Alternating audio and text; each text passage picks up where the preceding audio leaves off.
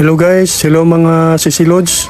Bumalik ako dito sa kuan guys, sa Ayala Business Center. Kasi nung una kong punta dito, nang pumasok ako sa mall, may nakita akong nagustuhan kong items. Kaya ngayon, binalikan ko. Dito nga pala ako dumaan sa may Ayala Terraces. Dito, ang ganda-ganda talaga na dito sa Ayala Business Center guys.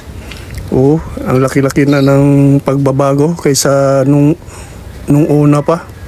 Ang ganda na ng parang plaza ba nila dito ng parang nasa gilid lang to sa gilid o sa likod ng Ayala Business Center, yung tinatawag nilang Ayala Terraces.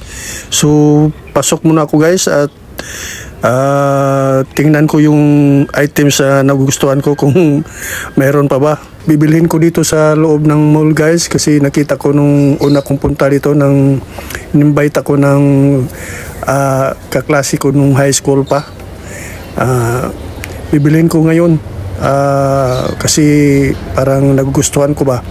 So pag dumaan to sa wall mong video ko guys, paki-like na lang at pag-iwan ka na lang ng bakas, baka sakaling makakatulong to sa pagiging content creator ko. Maraming salamat po at God bless sa inyong lahat. Pwedeng sabihin nyo to sa kanya, ang puso ko'y nahihirapan na.